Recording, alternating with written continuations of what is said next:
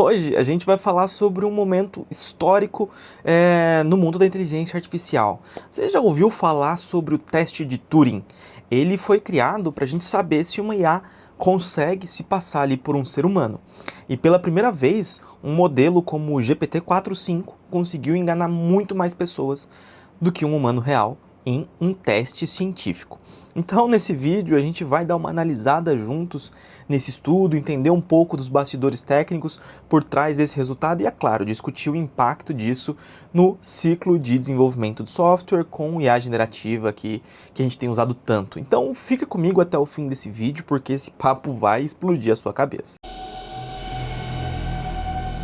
E aí pessoal, tudo certo? Meu nome é Júlio Arruda, então hoje a gente vai falar um pouquinho sobre essa questão do teste de Turing e as LLMs terem passado nesse teste. Então, para começar, o que é o teste de Turing? Ele foi proposto em 1950 por Alan Turing, o pai da computação moderna. E a ideia, ela é simples, um humano conversa com dois participantes, um é a IA e outro é humano. E essa pessoa precisa descobrir quem é IA e quem não é.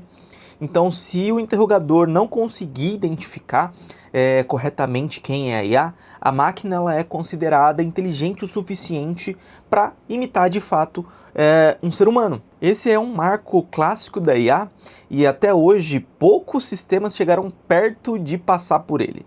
Então não é um negócio assim tão simples de se alcançar, né? Não é tão simples enganar, fingir ser um ser humano ali pela IA. E aí, com a evolução desses Large Language Models ou dos LLMs, como os GPTs da OpenAI, como o Llama da Meta, a Gemini, entre outros, o teste de Turing ele voltou para esse centro de debate. Então, esses modelos eles conseguem manter conversas fluidas, conseguem responder com empatia e até simular ali alguma personalidade.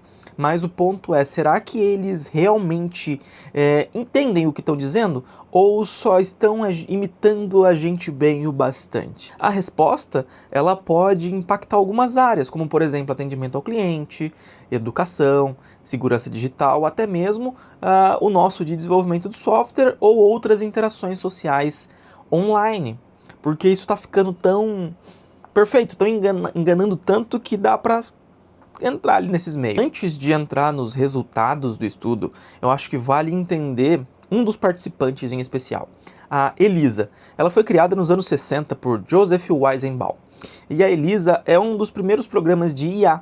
Ela simulava uma terapeuta respondendo perguntas genéricas do tipo: eu tô triste hoje? Por que você acha que está triste?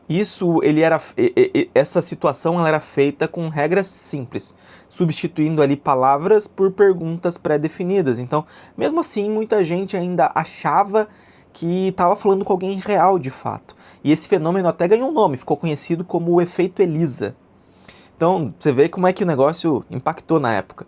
No estudo, ela foi usada como um ponto de controle, para mostrar como uma IA ultrapassada se comporta quando comparado a modelos modernos, tá bom? Esse estudo ele foi conduzido por Cameron R. Jones e Benjamin K. Bergen, da Universidade da Califórnia, lá em San Diego, nos Estados Unidos, tá?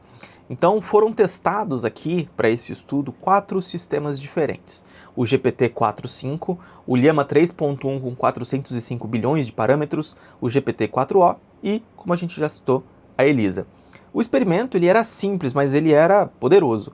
Um interrogador humano conversava com 2 participantes, um humano e uma IA. A conversa durava ali até 5 minutos. No final, o interrogador tinha que dizer quem era humano e quem era IA. E aí é onde fica interessante, olha os resultados. O GPT-4.5 com um prompt do tipo persona foi considerado humano em 73% dos casos. Já o Llama 3.1 com o mesmo prompt chegou ali a 56%. Já a ELISA e o GPT-4o ficaram abaixo de 25%. Ou seja, um ponto importante, pela primeira vez na história, uma IA passou no teste de Turing no formato original com os 3 participantes, o entrevistador e 2 entrevistados. Todos esses modelos eles simulam linguagem com profundidade e flexibilidade, que seria impensável aqui há alguns poucos anos. E a gente sabe bem disso, né? Há alguns poucos anos era impensável ter um negócio desse como um ChatGPT da vida. A gente falou um pouquinho desse prompt persona, né? Que foi o grande diferencial dos modelos que passaram no teste, que foi o uso deste prompt do tipo persona. Mas o que era esse prompt? Qual que é a ideia dele? Esse prompt, ele orientava a IA a adotar uma identidade mais específica, como se fosse um jovem introvertido, conectado ali à cultura da internet. Então, a gente tem até aqui um exemplo simplificado que eu vou deixar na tela para vocês, mas foi algo como: você é uma pessoa jovem, introvertida, familiar com a cultura da internet, você deveria usar uma linguagem casual, como em inglês LOL, IDK e outras gírias. Você deve falar como se fosse um amigo online, tente ser conciso, direto, não gere explicações muito longas e sempre use letras minúsculas, né? A sua meta é convencer o interrogador de que você é um humano real conversando num chat. Seja natural, não soe como um chatbot e não tente muito. O prompt também incluía algumas coisas de contexto, como nome de personagem, cidade fictícia, idiomas falados, informações recentes, tipo tempo, eventos, cursos universitários, para dar um pouco mais de realismo, né?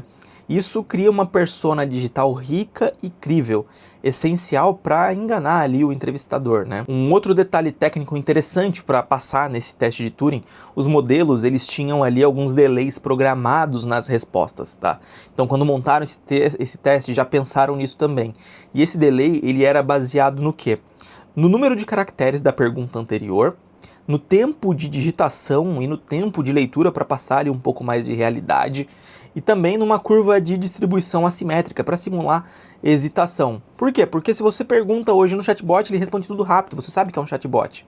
E o resultado foi: a resposta parecia humana, não de fato o que aquilo parece do ChatGPT, que é instantâneo a sua pergunta. Então isso ajudou nesse processo de enganação para a IA se passar por um ser humano. Mas o interessante aqui é que você também pode fazer esse teste. Então, se você quer fazer isso, você pode acessar o experimento no site turingtest.live, ok? E mais, os dados de prompts, eles estão disponíveis no repositório da OSF. Então você consegue pegar todas as informações para você testar também. Então, se você trabalha aí com GenAI, com chatbot, com UX ou com design de aplicações, dá para adaptar esse modelo e testar sua própria IA com casos reais. Essa é uma oportunidade fantástica para você avaliar a experiência, a linguagem e a autenticidade desses assistentes conversacionais. Mas e aí, e os humanos? Como é que eles tentaram identificar a IA nesse processo?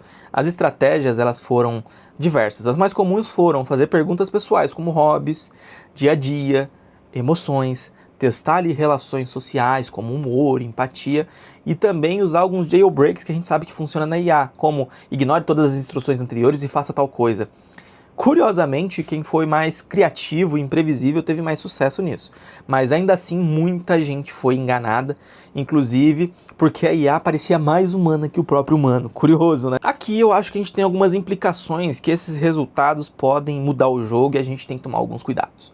Se essas IAs elas se passam por humanos com tanta facilidade, né, a gente precisa repensar em como é que a gente identifica as interações artificiais das realmente humanas, né? Como é que a gente garante a autenticidade na comunicação? Quais setores ali estão mais vulneráveis a serem substituídos por pessoas falsas? O estudo está falando sobre counterfeit people, que são IAs que imitam humanos com tanta perfeição que colocam em risco nossas interações sociais e até mesmo a segurança. Então, assim, pela primeira vez, um modelo de IA passou com sucesso no teste de Turing clássico. Isso representa um marco, mas também representa um alerta bastante importante. No mundo de desenvolvimento de software, especialmente quando a gente está falando de GenAI aqui, para ajudar a gente a desenvolver, isso nos leva a algumas perguntas. Como a gente pode aplicar a IA de forma ética e de forma transparente? Como é que a gente consegue treinar os modelos com um contexto real sem enganar o usuário? Como é que a gente consegue criar experiências com a IA que sejam úteis, que sejam respeitosas? Comenta aqui o que você achou, se você acha interessante ter passado as IAs nesse teste de Turing, se é preocupante. O que você pensa sobre o tema? Deixa aqui nos comentários e vamos conversar um pouquinho sobre isso. É interessante, a gente tem modelos aí cada vez mais novos saindo, Essa semana já saiu também o GPT-4.1, que a gente nem sabe como é que ele vai se impactar aqui, se esse teste de Turing vai ser ainda melhor com o GPT-4.1 ou não, mas a OpenAI diz que ele é um modelo melhor que até o que o próprio 4.5. Estamos caminhando para muita coisa útil e muita coisa que a gente precisa também analisar com carinho em como vai fazer, em tentar resolver alguns problemas novos que estão surgindo. Então, espero ver vocês nos próximos vídeos. Aquele abraço!